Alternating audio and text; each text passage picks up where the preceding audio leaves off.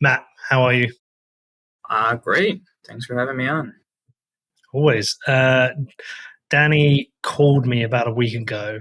Was it a week ago? A couple of days ago, and said, you need to talk about Matt. Matt's written an article and it's about everything we've been discussing privately recently. And you put out, I've got it here, you put out a tweet. These next few years are as existential for Bitcoin as the block size wars. And um, I think you've managed to articulate in that one sentence what we've been wrapping our heads around here, in that the soul of Bitcoin seems to have been lost recently, and so much activity seems to be around things that are just not what I don't want to answer for Danny. What I think I've come to the conclusion what I'm here for. Yeah. It's a big statement.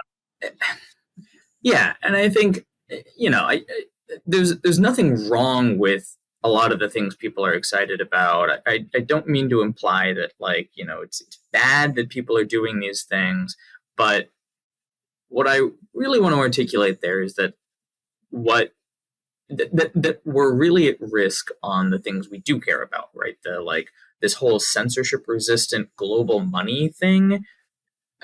It was always going to be hard to build, and now we're kind of running up against a next kind of wave of challenges as these L2s that we've built start to show their weaknesses, start to show they're not perfect solutions. We always knew they weren't perfect solutions, but now we're starting to see those imperfections.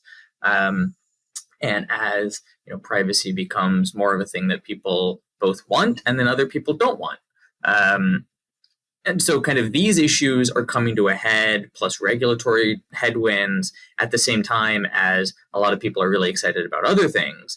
And it's cool that people are excited about other things, but these issues need a lot of focus right now because they're really coming to a head. They're really reaching a point where whether we get these things in a decade is an open question.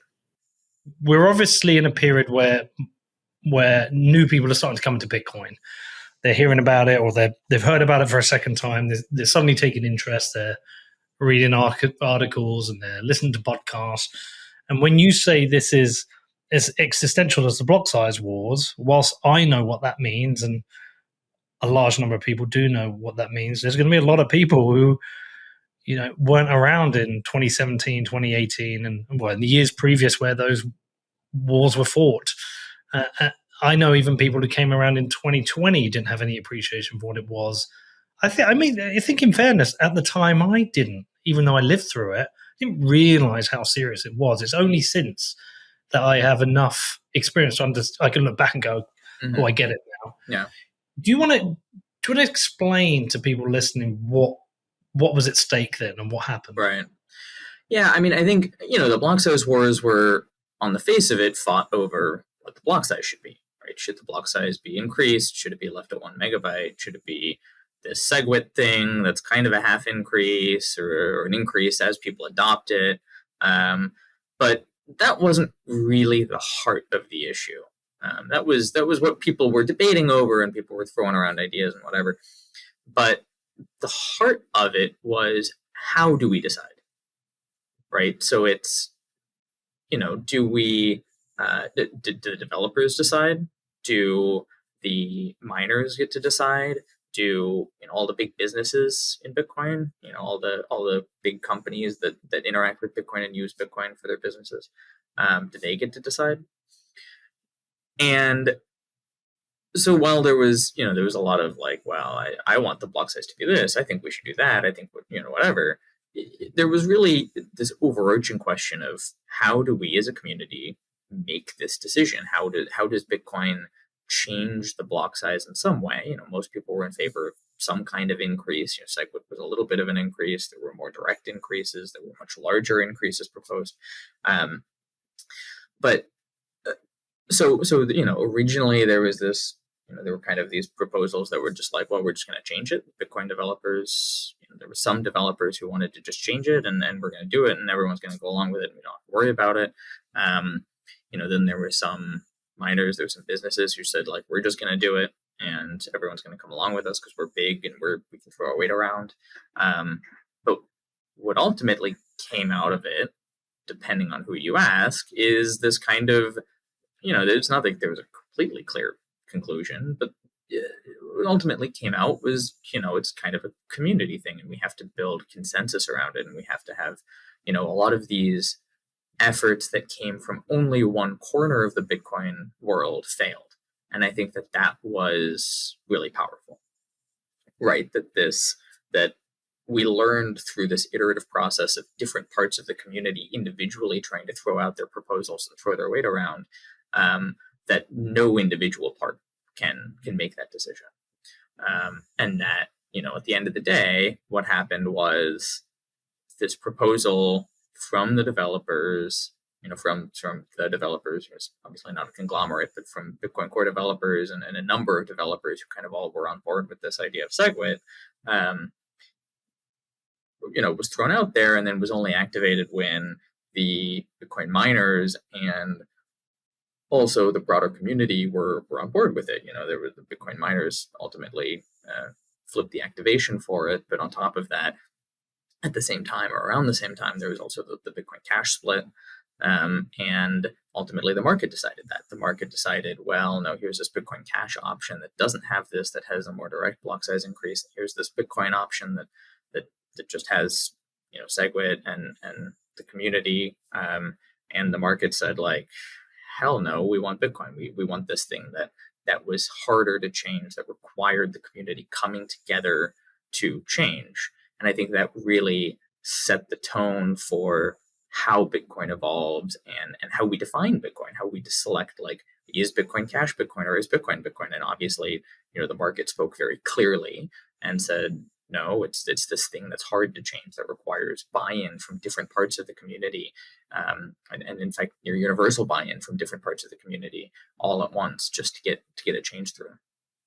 And do you think we're still in that place? Because there are some debates now about other changes people want to make. I know Jeremy Rubin is pushing for a number of things. Do you think we're still in that same place? Yeah, I mean, to your point, there's a lot of people who've obviously come into Bitcoin after the block size wars and don't have that context, who maybe have different opinions about how Bitcoin should change, can change, et cetera, and are pushing along those lines. I think the market spoke very clearly back then, and it wasn't that long ago. And I think the majority, there's a lot of people who make a lot of noise on Twitter about how, like, we're going to do this, we're going to do that, whatever. But the thing we learned, I think, a lot through the block size wars is Twitter is not everything. And ultimately, when it comes down to, well, the block size, we had this split. And if you looked on Twitter, there were a bunch of Bitcoin Cash people. You looked on Reddit, there were a lot of Bitcoin Cash people. And then you looked at the market, and there were no Bitcoin Cash people. I mean, it was very clear. The market spoke very clearly there. And I think that if you actually were to force something like that again, I think it would again be very clear. Now, people will make noise on Twitter, but I would be surprised if anything were to actually come to that. But even if it does, I think it'll be real clear.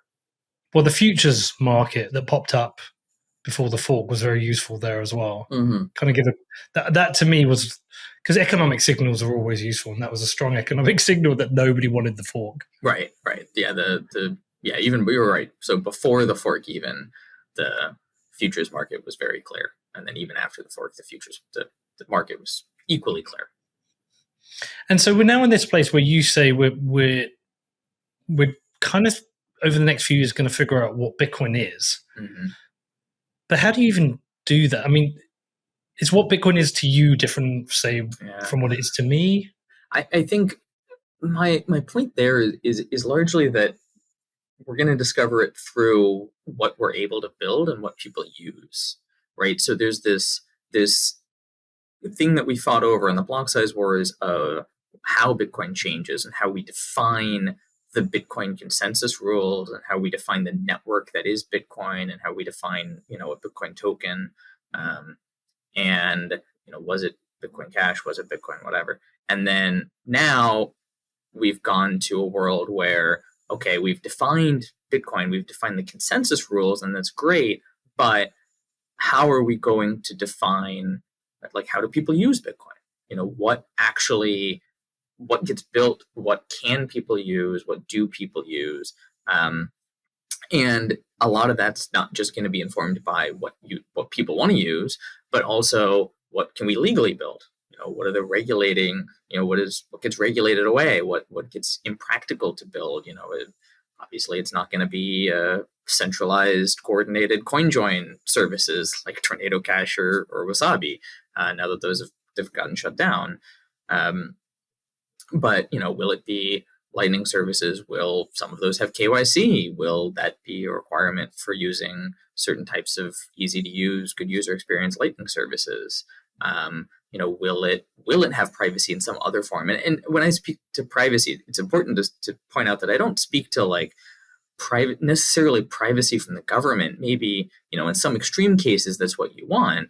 But in most cases, if I pay you $20 or £20, depending on where you are, because you bought me a pint and I want to pay you back. Hopefully it's not £20, but that's the world we're getting to. But if I want to pay you back, I don't want you to learn how many Bitcoin I have. And the reality is today, with most Bitcoin wallets, and even with a good Bitcoin wallet, in many cases, you might learn a large part of the balance that I have in total of how many Bitcoin I have. And that's kind of an obviously absurd system. We're like, why would I ever tell you how much money I have when I pay you $20 to refund you for the pint you bought me? So, well, we don't have it in banking, right? If you owed me £20 and if you sent me via PayPal, or what's that other thing that you have in America? Zelle?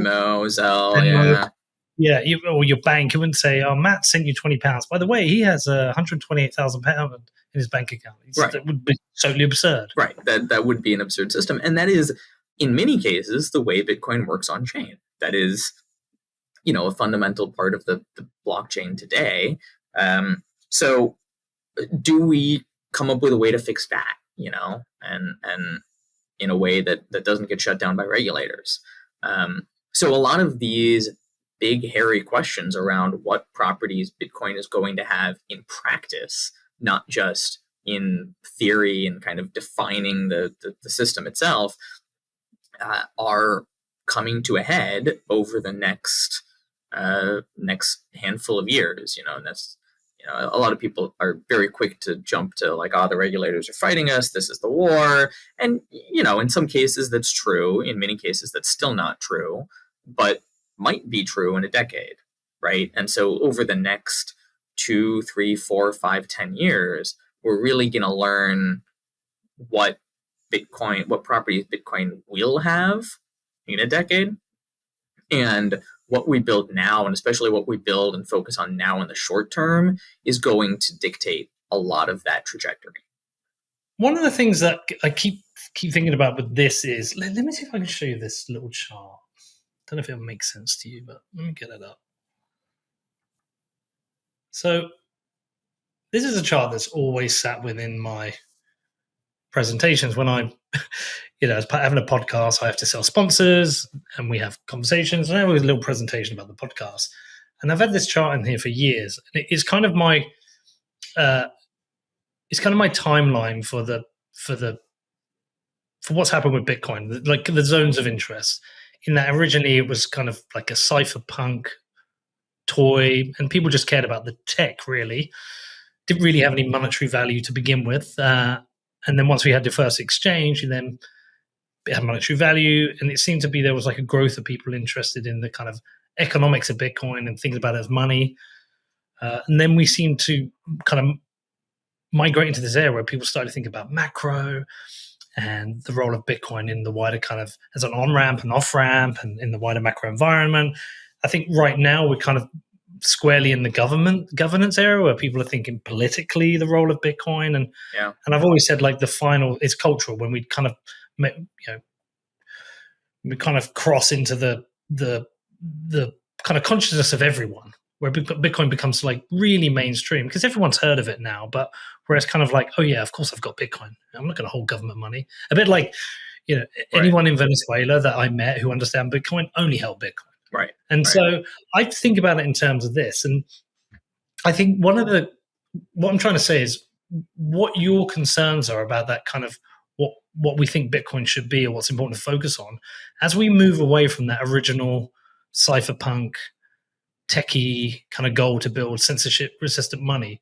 Do we move into larger pools of people getting to Bitcoin who maybe just don't give a shit? Right.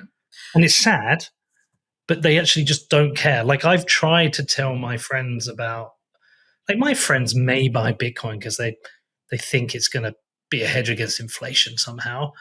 But most don't give a shit about censorship resistant money. They'll be like, why do I need that? I don't care about that. Right. Yeah, absolutely. And again, so I think to some extent we make a mistake of communicating this poorly, right? Like, oh, do you want censorship resistant money? And like, that's great, but when you bring it home with these examples, like, well, do you want the guy you're paying $20 to know your bank balance? All of a sudden, it's a very different conversation, right? And that's also something that we lose. When we have conversations with regulators, we say, hey, you have the like Tornado Cash people on Twitter screaming about, the samurai people on Twitter screaming about, where the Russian oligarchs are going to put all their money in samurai and it's going to be great and we're going to help them evade sanctions. And suddenly the regulators say, no, you're going to jail, right? So when instead we have conversations like, look, you don't, the system that exists tells everyone your balance and that shouldn't be the case. Well, that's a very different conversation.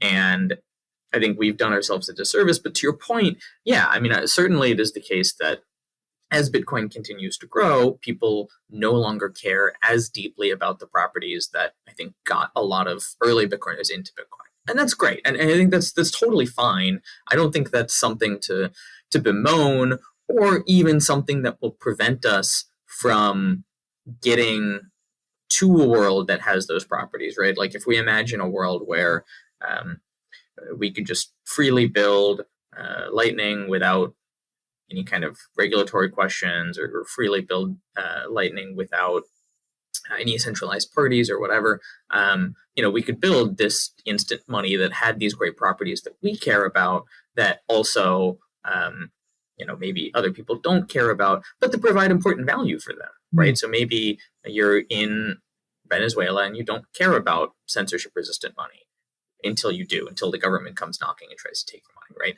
So, it's these properties matter to these people, even though to people generally, everyone generally, in the US, we have civil asset forfeiture, right? Like you don't care about censorship resistant money until you have some cash you're going to the bank with and the government just takes it.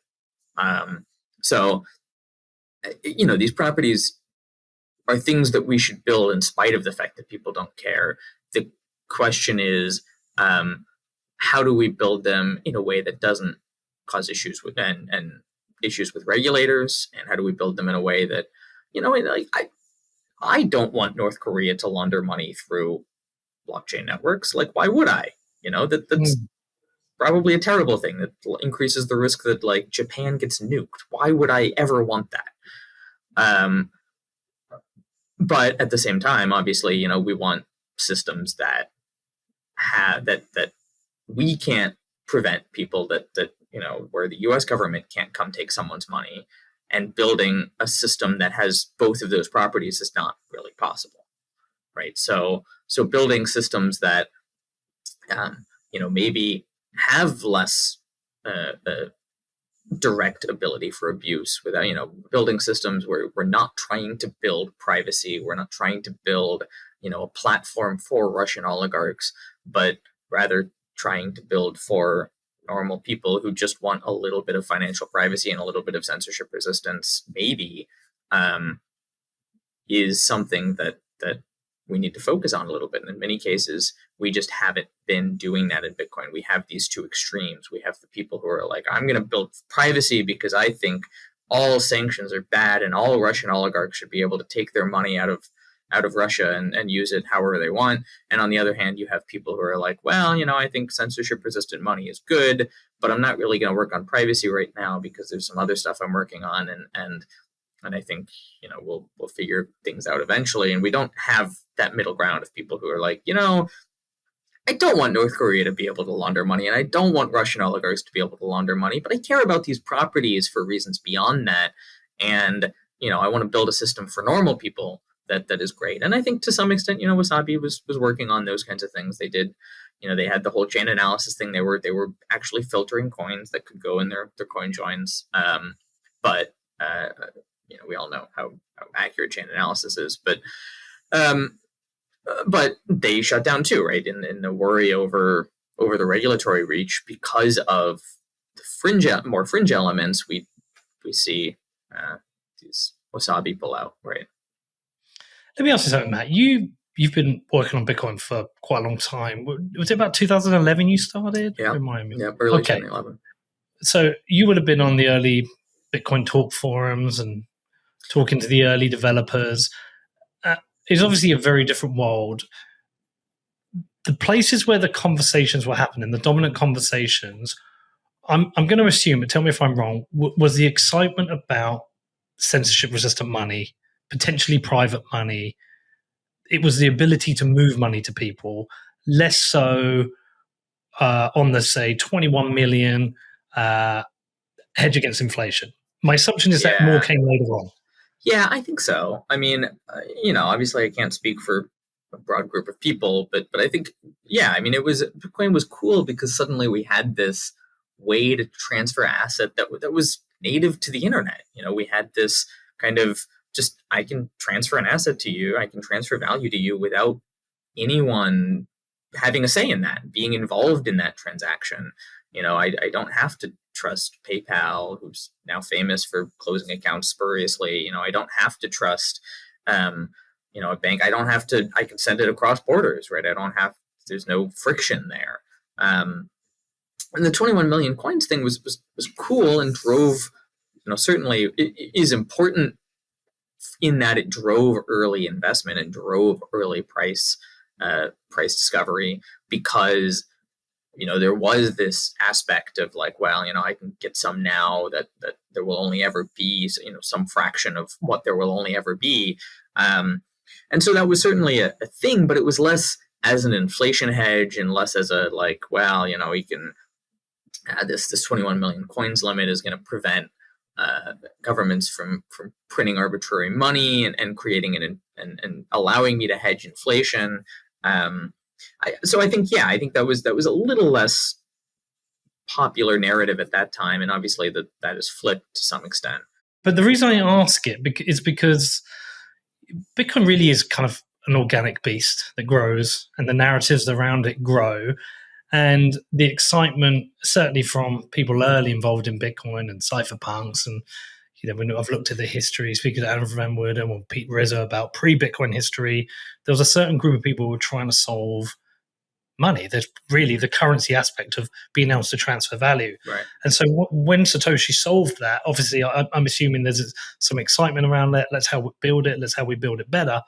But as I showed you those circles, those concentric circles, different people came into Bitcoin and they start to look at it in different ways. And look, we've gone all the way to mining being something that can be good for the environment by burning off methane on waste dumps. So there's all these different things that can happen. I just wonder if one of the reasons the narrative has started to change is perhaps people have lost sight of the importance of censorship-resistant money because perhaps inflation and the potential hedge of inflation is a problem for more people. And so it's something that appeals to more people. Whether it's right or wrong for them and whether you should have one without the other, I just wonder why that's perhaps why it's been lost. Because, like I say, if I'm in the pub down with my friends, Matt, I can't sell Bitcoin to them on censorship-resistant money. Yeah. They'll say, look, I can send you money in the bank. I can give you cash. What do you want about? Right. But if I talk to them about inflation, they're like, oh, yeah, that's a problem. Right. And so I wonder, I'm more looking at a thesis of why the narrative has changed or been lost. Yeah, I think absolutely. I think it's also an element. So you're right, and that's kind of why we've seen this shift in the community that what people care about and what people pitch Bitcoin on and why they're excited about Bitcoin has shifted a little But at the same time, I think it's also, some of these issues are just are hard, right? So when we're talking about, regulator pressure on privacy, it how do you solve that? How do we build private systems that are compliant, maybe have, some whether it's threshold or, amount restrictions or whatever, so that there's so that regulators aren't going to throw the operators in jail if there are operators or just software developers in jail. It's a hard problem, and there's no clear kind of solution to this problem. There's a lot of ideas people have kind of in the software domain. So, I usually come at these things from kind of the software angle, and like, what can we build as open source developers, as engineers? What can we build to solve these problems and add these properties back to Bitcoin, or have these properties in Bitcoin? And in many cases, it's hard. We talk about mining centralization. We talk about, does this make Bitcoin, pool centralization, really? Like, mining itself is very decentralized, and there's a lot of companies involved that only have limited hash power, et cetera. But pools, they all operate in one of basically 2 or 3 pools that control which transactions go in the Bitcoin blockchain. And does that, that obviously substantially hurts censorship resistance. But also, does that, impact the concerns over how decisions can be made in Bitcoin? They could decide to try to activate a soft fork unilaterally, and it's not really. I mean, it gets into nuance around, when should you feel comfortable using features on Bitcoin, and how do we define soft forks, and all those issues. But does this decentralization of miners should I think make people have pause when investing or pitching Bitcoin? That, like, maybe this isn't as robust in the way that I thought it was, and then what can we, the community, do to address this? And in many cases, there's some currently weak but potential for economic incentives for mining to remain centralized, and does that impact Bitcoin's long-term value? And are there software things we can build today that might impact the trajectory of centralization of mining? I've talked a lot about Stratum v2. There's some other ideas like Braid Pool. But Matt, we first spoke about Stratum v2 years ago. What's holding that up? Yeah, I mean, it took longer to find folks who wanted to work on it and build it than I was hoping or anticipated. Yeah. But I don't mean that as a criticism. No, yeah, totally. So it's help to contextualize it. It took longer to build than I was hoping for. Largely just finding people who wanted to work on it took longer than I was hoping for. But then, now it exists, at least in beta, and it's, time for miners to start working with it, playing with it, and testing it. But we have to get miners who are busy and in many cases aren't super deep on the tech of Bitcoin. They have historically exported that problem to their pool, right? They have a pool who manages the Bitcoin parts of their operation, and they don't have to worry too much about it. And now we have to get them to both care about this issue and spend their precious engineering resources actually investing time into building solutions here. And so that's a hard discussion to have.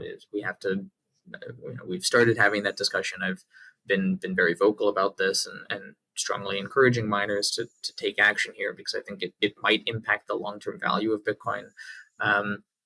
But it's still a big ask. It's still something that miners aren't super gung-ho about. There's some miners that are working on it, that are playing with it, and we'll see where it goes. But they're busy, and they have historically not had to worry about any of these issues, and suddenly we're coming to them and saying, like, hey, you got to worry about these issues, and you got to start working on this, and you got to invest resources in this that you might or might not have a lot of available time to do it.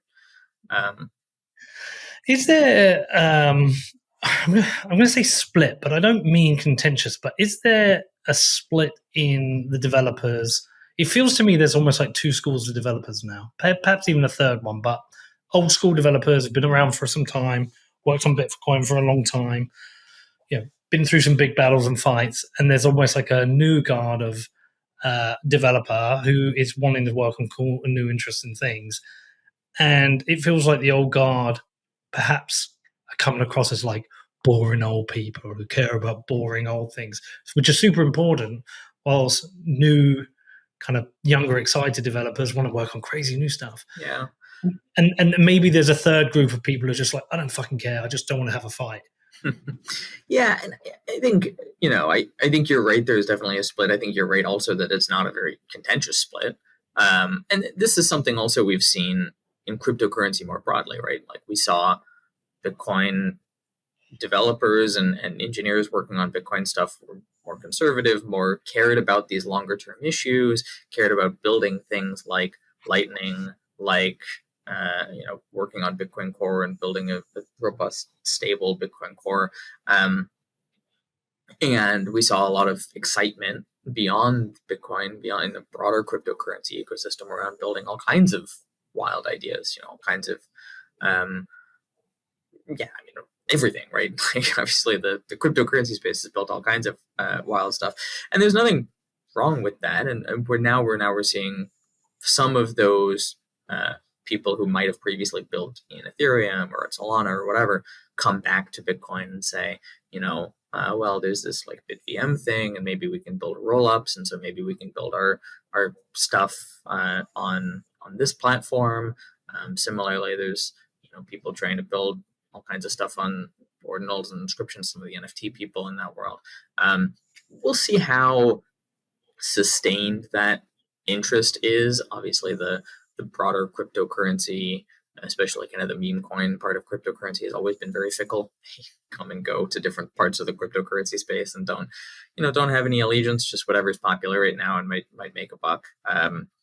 But we'll see, with BitVM and some of these rollups adding potential functionality to Bitcoin. That's another thing that I worry that we might build some of that functionality in and create further incentives for mining to remain centralized, such that maybe we won't be able to decentralize mining in the long term. And what does that mean for Bitcoin in 10, 20 years? So that's something that I think will get decided over the next 2 to 3 years. Will mining be something that we can decentralize, or will there only be a handful of pools that are going to control mining? I think is something that's going to really be decided over the next few years, in the form of MEV from some of these rollups and all these things that create strong centralization pressure that we don't yet have on Bitcoin, but we might get over the next few years. And so I think, and similarly, if miners aren't willing to take some of these actions and aren't willing to start adopting Stratum V2 or Braid Pool or whatever, will that signal basically that we don't have any options, right? Like you point out, we've been working on these issues for a decade. Mining has been highly centralized for a decade, if not more, in the form of pools. That these pools have come and gone, and miners have come and gone bankrupt and whatever. But at the same time, the one thing that has always been true is there's always been 2, 3, 4, 5 pools that have well over 50%, 60, 70, 80% of the total hash rate. And that level of centralization is obviously, in my view, unacceptable. It's not, that's not providing the kind of value for Bitcoin that we kind of hoped it would, that it's not providing that value for Bitcoin. It's not going to provide censorship resistance. It's, not going to kind of create this. It might be regulated. It might be the case that if there's only 2 pools, well, there's only 2 of them. Are they a money services business? Or should they take KYC for every Bitcoin user? And whether you believe in censorship resistant money or not, if Bitcoin requires KYC just to transact, you're not going to use Bitcoin. It's just the UX. So like the hassle of having to do that means people aren't going to do it, right? And so these issues, I think, if we don't fix them now, I think this is the time where we're really giving a real crack at mining decentralization. We have software available for it. Um, we're going to miners, we're going to pools, and saying, like, are you actually going to do this? Are you going to do your job? Are you going to decentralize mining, or are we going to be stuck? And if we're stuck, I think that raises real big questions about what Bitcoin looks like in a decade. And are you getting pushback, or the people like, no, we'll do this? Sounds great. Let's get on with it. Yes and no. I think we're getting, I wouldn't say pushback so much as just we're busy, which is totally reasonable. I think there's some amount of, again, pushback I think is the wrong word, but just miners who have other stuff that they're working on. They have a lot going on. They're integrating their tech stack with their utility so that when their utility says, hey, we don't have enough power, they can turn off within 10 milliseconds or whatever. But sure, but how much work is this really? On the side of the miners, not a lot. But when you only have two engineers, two software engineers who are super busy with a lot of other monitoring and management stuff that you're trying to build, it's a big ask. It's not a, like, we can't do it ask. It's a, we'll start working on it in 6 months kind of ask. On the pool side, it is a much bigger lift, but the pools also have more resources, have the ability to do this if they want. But it's also, there's miners have, I think it's too early to say.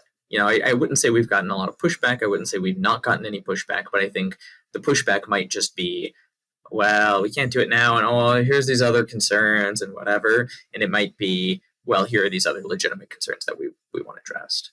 And I think it's just too early to know. It feels like there's some complacency kind of settling in here, in that, yeah, we're a bit busy, yeah, but without Bitcoin being decentralized, ultimately, if these existential risks come true, Bitcoin is basically just another PayPal. Yeah.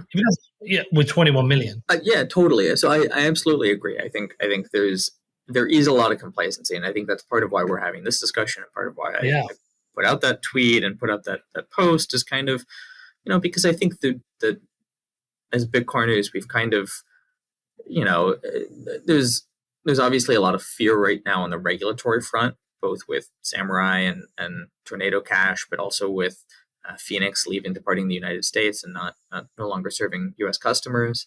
So there is fear there, but there's also kind of complacency on the overall system. It's like Bitcoin will work itself out. There's whatever, and it's like, no. I mean, I think somebody recently reminded me that the T-shirts for scaling Bitcoin, the first scaling Bitcoin conference in Montreal, I believe, the slogan on the T-shirt was "I am anti-fragility." So it's not Bitcoin is not anti-fragile. It's I am the anti-fragility. I as a developer, I as someone who works on Bitcoin, I as someone who promotes Bitcoin, I as someone who works in the Bitcoin industry or engages in conversation about Bitcoin, I fight for the Bitcoin that I want, and I build the Bitcoin that I want, and I fix the problems that I see on the horizon for the Bitcoin that I want, and that is what provides this anti-fragile property that people like to talk about. Do many people share the views you have here within the circles that you mix in? Like, is this a common topic? I think with maybe some urgency to it. I think I've always been more pessimistic than anyone in my circle.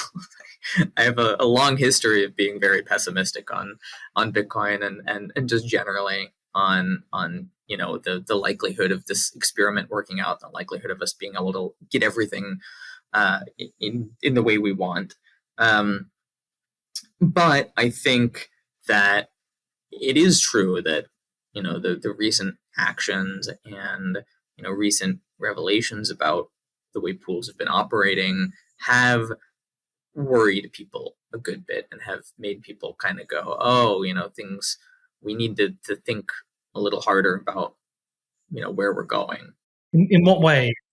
What way have they been behaving? Yeah, I mean, it's hard, right? Because I think a lot of these problems are both existential, but we don't have good solutions for, right? So when it comes to mining centralization, like Stratum v2, maybe it'll work out, maybe it'll get adoption, but maybe there's some reason why Bitmain wants all the hash rate to go through them. Maybe they're willing to pay for that, and if they're willing to pay for it, well, Stratum v2 doesn't solve that. We can't solve. We're not going to increase revenue for miners. It's going to be revenue neutral. But if Bitmain's willing to pay to have all the hash rate, well, we can't fix that with tech, right? We can't fix that with technological solutions. On the flip side, like privacy, well, there's this CoinJoin thing that people can build and can use, but CoinJoin has, it is kind of a privacy first solution, and that makes regulators question it. We don't have, and CoinJoin is also kind of expensive on chain. It's often expensive for people to use. Swaps are, coin swaps are expensive. So and then like, should we do like a privacy soft fork? Well, we don't have a great answer. Like, the whole, like, go all the way out to like CK snarks and do encrypt the whole, hide the whole chain, blind the whole chain. Probably the crypto isn't something we would want to bet Bitcoin on. Could we do something more Monero-esque with like the confidential transactions plus unknown, the input could spend any one of a list? Well, there's scalability challenges, very genuine long-term scalability challenges to an approach like that. Could we do just confidential transactions like exist in Liquid, where the transactions all have the same structure, but the amounts are hidden, the amounts are cryptographically blended? Well, is that going to turn into a debate with the people who care strongly about 21 million and nothing else, because all of a sudden the amounts are cryptographically blinded? We're very confident in the cryptography of that blinding scheme, but if it were to ever be broken, what does that mean for 21 million? Would we know? There's lots of concerns there. So all that to say, we don't have great answers. Like the best answer, by far the best answer we have for improving privacy in Bitcoin is Lightning. And Lightning has other challenges, right? So, I think there's some urgency, there's some like feeling of we should be thinking about addressing these problems, but there's not a great answer to how. How do we address these problems? But isn't that just engineering, right? I mean, but that's not an engineering. Like, if we don't have a good answer, we can't. It's not just an engineering problem. It's like I don't know. We've been at this for how long, and we don't have great answers for things we can do in Bitcoin that would, there's things we can do, right? We can do cross-input signature aggregation is an idea that would make coin joins cheaper. It doesn't really do anything else, but potentially it gives reason for people, it encourages people to do coin joins, because all of a sudden doing a coin join is cheaper than doing a normal transaction. So maybe we should do that. And maybe that would encourage coin joins, but somebody still has to build the coin join systems. People have to actually use these things. So, and as we saw with Samurai, that is itself a concern. So it's not an engineering question. It's not a pure engineering question. Okay. It is both an engineering question, and there are things that the developers and engineers can and should do that are iterative steps and small incremental improvements. But also, there's just can we operate these things? Can we build them? And will regulators crack down? And will it be illegal to operate a coin join service, even though it's really offering users cheaper ability to transact, but it's a coin join service, right?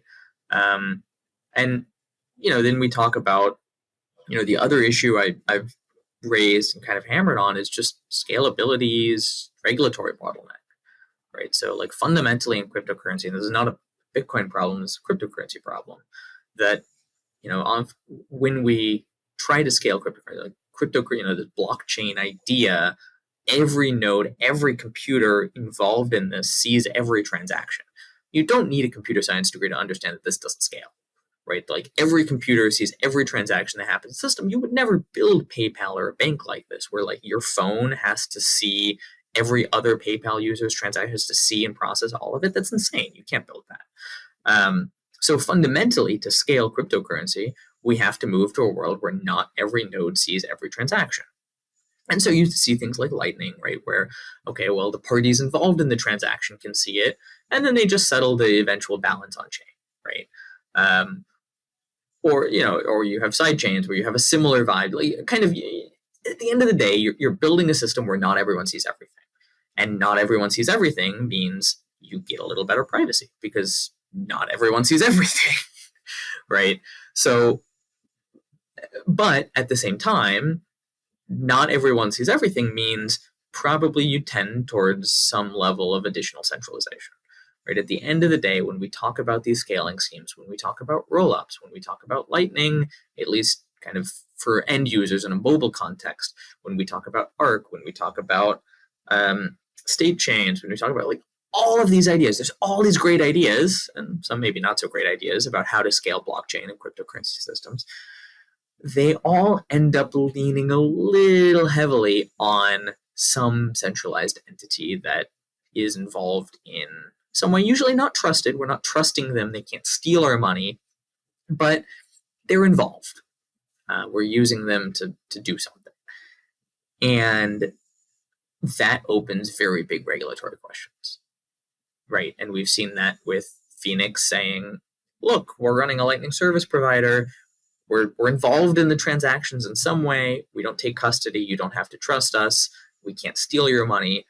But we're worried about how regulators might view this in the context of what happened with Samurai. Like, I'm getting an understanding of what you see the problems are. You sound a little bit disillusioned. Or do you just need a coffee? I don't know if it's a time of day thing. A little bit of both. I think these are big, hairy problems, and I think they're hard problems. And I think if we, the Bitcoin engineering community and the Bitcoin policy community, like part of the solution here is going and talking to policymakers and saying, look, we can build a Lightning service provider that does anti-money laundering analysis, that does analysis to prevent people from laundering money through it, but also doesn't have KYC. And once you say, this thing needs to have KYC or whatever, then all of a sudden it's just, you're not going to build it in the US. But so if you go and tell them, we can build this, but it doesn't have KYC, you're telling them you're building something that doesn't have what they have everywhere else. So should it just be built and then defended if it's legally challenged? Maybe, but I mean, part of that's going to be that it's going to be operated elsewhere. And if we build it in the United States, if we build it in Europe, we can build in some level of AML controls that we can't without KYC. Without these things, we can let people have their censorship-resistant money, but if you start doing things that look like you're laundering money, we're going to kick you off the platform. You can go use Lightning. You can obviously always go run your own routing node. You can go do whatever. You can go use on-chain Bitcoin, but you're not going to use Phoenix. We can do those things, but if we can't do them legally in the United States or in Europe, then they're going to be run from someone's garage. They're going to be run over Tor. They're going to be run somewhere else, and they're not going to have any of those controls. And so these are conversations we can have with regulators that, like, look, if you don't let us build these things, they're going to get built anyway because the software already exists. People can run them, and they're not going to have any of the controls that you care about. They're going to be run out of Russia, and they're going to make sure that the oligarchs can launder their money through it. Instead of being run out of the United States, where we could do some things. We don't want to do KYC and full all these things, because if we do that, then people are just going to use the one run out of Russia, right? Like, we have to compete. At the end of the day, we, the Lightning operators in the United States, have to compete with Lightning operators everywhere else. So to your point, to your question about, like, I sound disillusioned, and am I disillusioned? And I think, yes, in a sense that the Bitcoin space has gotten complacent. It has come to accept that that we should focus our time on all these other things and not try to solve these big hairy problems. And these are hard problems, but also the Bitcoin engineering community is focused on coming up with lots of new ideas and building lots of things that often, even outside of, even when we look past ordinals and inscriptions and whatever, and we're just looking at people building Bitcoin currency systems, they often have these problems. And we're not working on some of these more hairy problems. And I think so part of it is a wake-up call. Like, I think we Bitcoiners need to wake up a little bit that we're not winning, right? It's not a guarantee that the Bitcoin we have today is going to be the Bitcoin we have in 10 years, in 20 years, right? And that we need to fight for it by building. We need to fight for it by building projects, by funding projects, by operating these services, by funding regulators, by funding people to go talk to regulators. That's like we've historically leaned on the cryptocurrency people, the people issuing tokens and whatever, have been the ones going and talking to regulators and funding it. We've benefited from that to some extent, but at the same time, those people that we've relied on to go talk to regulators on our behalf have been talking to regulators about securities law and whether they can issue tokens legally. And that's great. Those are legitimate issues, and the laws there, at least in the US, are problematic, but it doesn't help us. It doesn't help people trying to transact with Bitcoin. And it also doesn't help the Ethereum people, like roll-up operators. I mean, Coinbase today operates a blockchain-esque system, a roll-up, where they select all the transactions that go in the system. Coinbase, just unilaterally as a company, selects all the transactions that go in the system. And they could censor anyone, they could require KYC, they could do whatever they want, but they don't. And if you're going to tell me that that is totally legal and totally allowed, but running a Lightning service provider is not, I've got news for you. That's bullshit. Yeah. Right. Yeah. So like these issues matter to everyone in cryptocurrency, and they're not specific to us being Bitcoiners. But at the same time, they're focused on other issues in many cases. And I think this is going to come to a head at some point in the next, again, maybe not 2-3 years, but 5-10 years. And if we haven't built a Bitcoin that's robust to that by that point, we're going to have a bad time. But what does bad time mean? Because, like I said, me and Danny have talked about this a lot. And one of the things we've gone back and forth on is that we might lose privacy to have 21 million. Like, for Bitcoin to exist, we might lose privacy. And that's not being happy to lose it. It just might be every attempt to do something private is just not going to wash the government set on surveillance of every financial transaction we have. And if you match that alongside loss of decentralization, could it be the case that we end up with this thing that kind of is digital gold because we have 21 million, but it's like 21 million PayPal. And so some people will be happy because like for like with fiat currency, it would be an investment that may go up in value, but we don't have these really cool properties that got so many people interested and excited about this in the first place. Or are you thinking actually, this is an existential threat to Bitcoin itself? Bitcoin itself might end up not existing. Yeah, I mean, I think you're right that we are past the point where regulators and governments want Bitcoin to cease to exist. Okay. They just want to control. They just want to have no privacy and be able to see every transaction that happens on it and have KYC information tied to every transaction, right?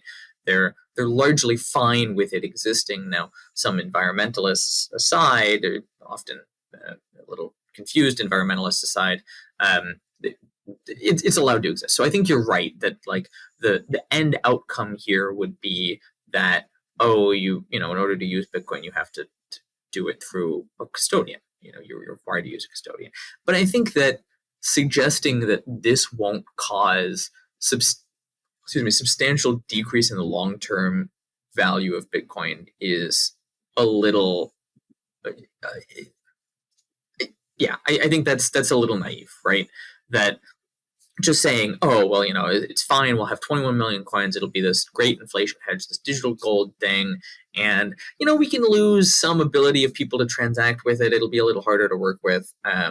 It is fine. Because the reality is where that digital gold thing creates value, where it's really adding value for people, where there's going to be demand for it that is irreplaceable, right? Where people have to buy it, are places where, probably there may be sanctions. Maybe Coinbase and Western custodians, which the government would love to be the only way you can have Bitcoin, cannot give you an account.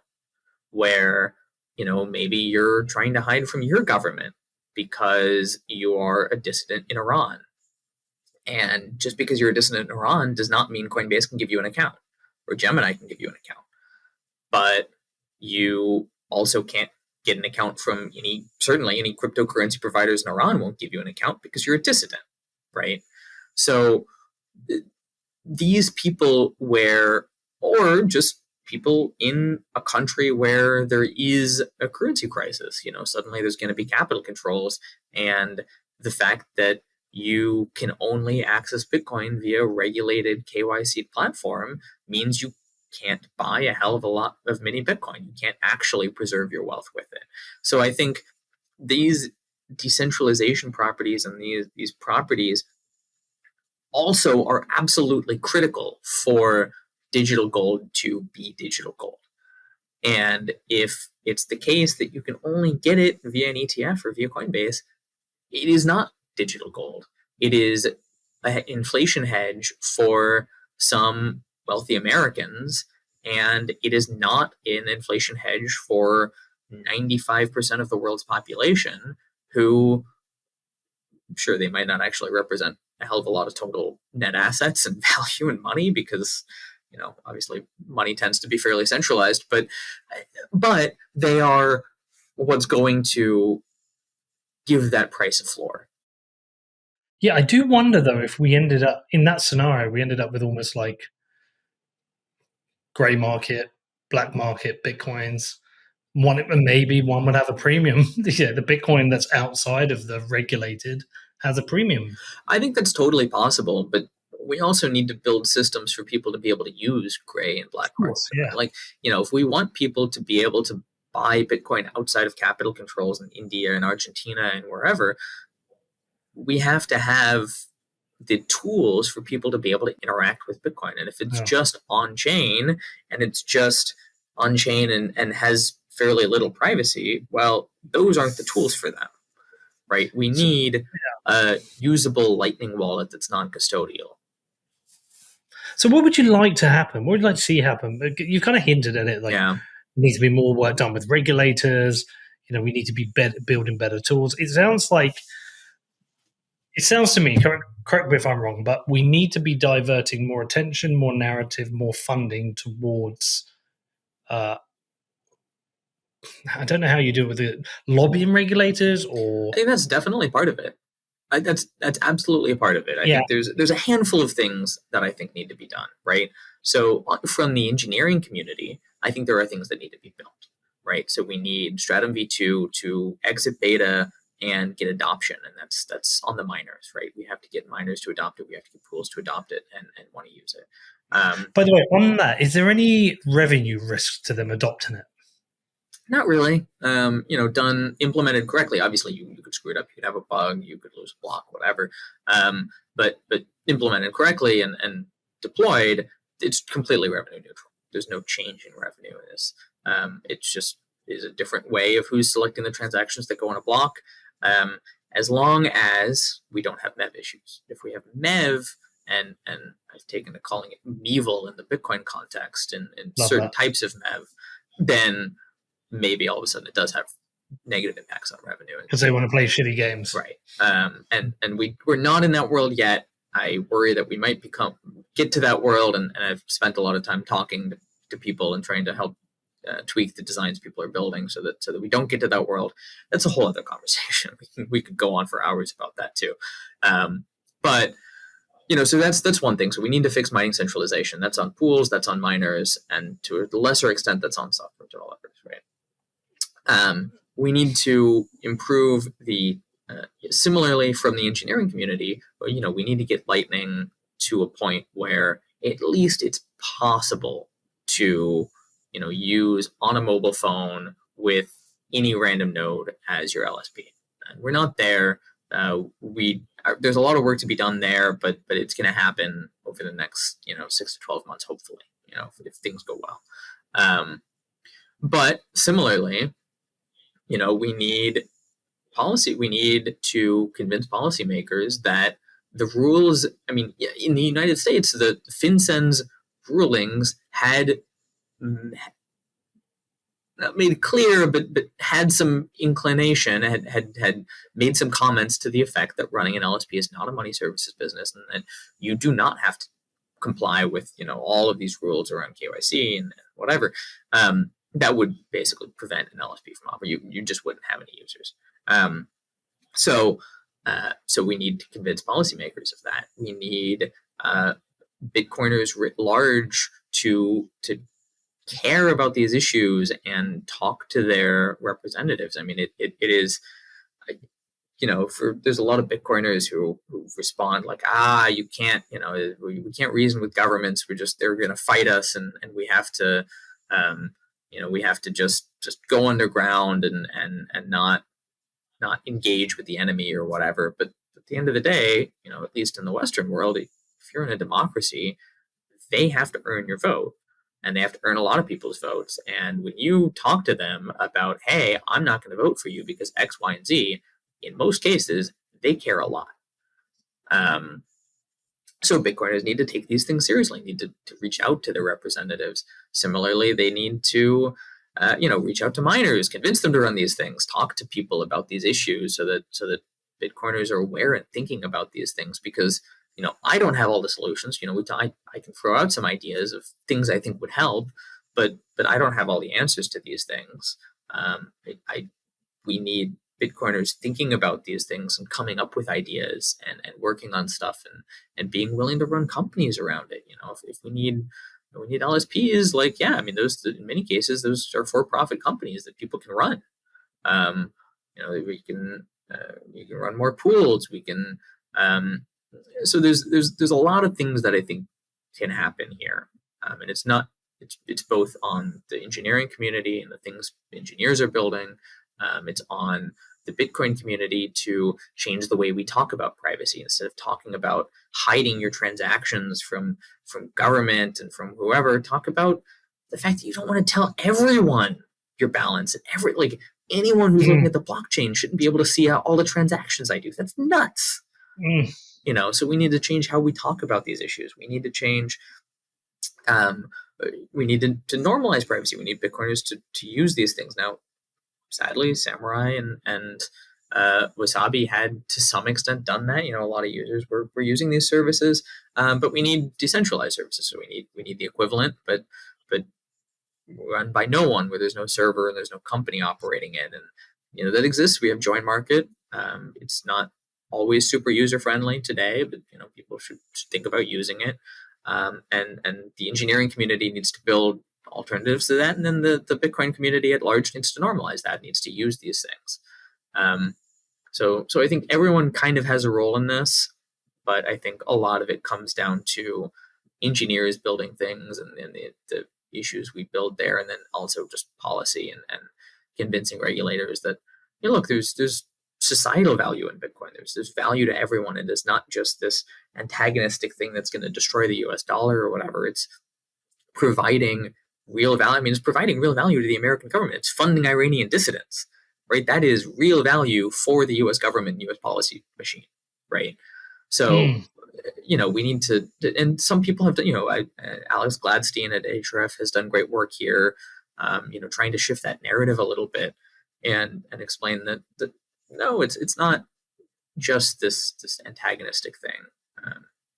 I think make decentralization a core topic of conversation. Right. Make decentralization cool again. Make it cool again. Make it sexy again. Get a lot to do with that. obviously I can help. Me and Danny can help. We should be pushing more of this on the show, making this an important discussion. Yeah, I mean, I think that's a part of it. Absolutely.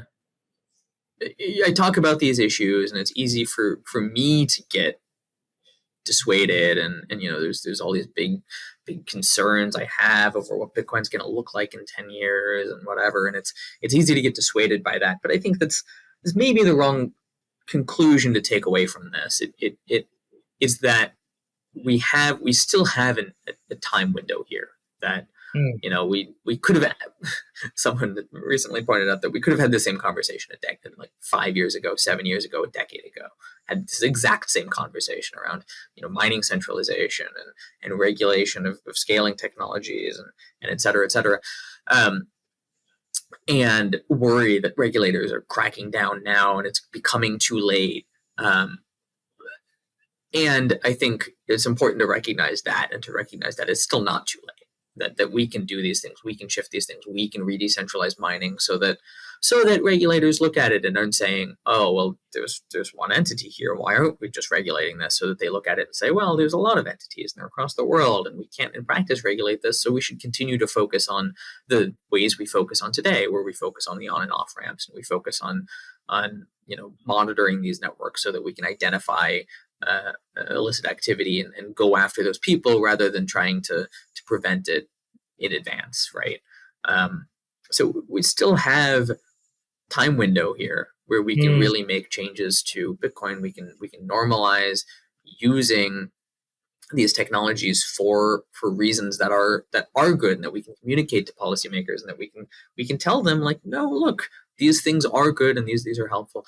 And so we still have we still have plenty of time, but if we squander it, then we're going to be in a really bad spot, right? So we have to take this opportunity now while we have it, and take advantage of it, and make the changes we want to see, and build the Bitcoin we want to see, so that in 5 years, in 10 years, when we're having even more tough conversations with regulators, we can say, no, look, it's truly decentralized, and we have these things in place, and all the on and off ramps have things in place to prevent illicit activity. And, you can, in practice, in practice today, regulators don't have a problem finding and punishing illicit activity in Bitcoin, in large part, right?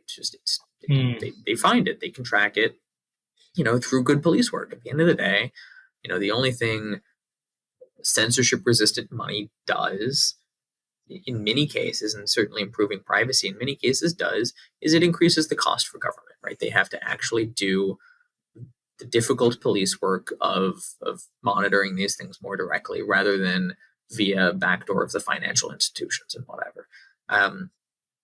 And so they can continue to do those things. There's nothing we can build, there's nothing any technologist can build that prevents the government from breaking down your door and taking your computer.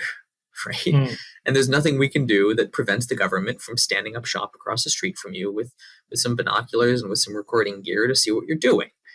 But we can make them do that, right? We can make them invest the time and money and select the targets that they want to go after, rather than having this be a complete global dragnet, right? And so I don't think it's a foregone conclusion that government writ large is going to try to kill Bitcoin or try to whatever. But if we give them an easy time of it, they will take advantage, right? If there is just one pool, they will eventually take advantage. But if it's hard, they're not. They're going to look at the system. They're going to say, well, we can't really do that, but we can continue to do this great police work. We can keep busting down doors and taking people computers when they're doing bad things. And that's totally fine. But so we just have to, we have to make sure that it remains a robust system, so that government has to keep doing its job. Well, anything we can do to help, let us know. We have a voice. If you think there's topics we should be covering, or people we should be having on the show, just ping us and let us know. Yeah. I'm on board, Matt. There's certain people I look at as a lightning rod for me, and what you say holds a lot of weight. So any way we can help, just let me know. Yeah, absolutely. Yeah, and I think it's just shifting this narrative a little bit. I think it's just we shouldn't privacy from government is important for Iranian dissidents, but in most cases, what we really want is we want privacy from everyone. We don't want everyone to see everything we're doing. So shifting the narrative around things like this, so that we're more open and honest about what the real risks are and things that we're working on, rather than just saying like we're going to fight government. I think that shift will change. Certainly a lot of Bitcoiners want no government, and that's great. But that doesn't mean we have to try to pitch Bitcoin that way to everyone. I'll shift. I'm definitely going to shift how I say that now as well. Matt, listen, appreciate this. Stay in touch. Let us know if there's anything else we can do to help. I'm fully on board. Yeah. Any support we can give, we will. Appreciate that. Cool. Yeah. Thank you for your time, and thanks for giving me a platform to talk about these issues and hopefully get Bitcoiners an appropriate level of scared. Yeah. Well, we will pimp this out. We'll give it a nice spicy title so they're drawn in to listen to it. But these are important things. So no, I appreciate you coming on and giving us the time. I know how busy you are. Yeah. Thanks.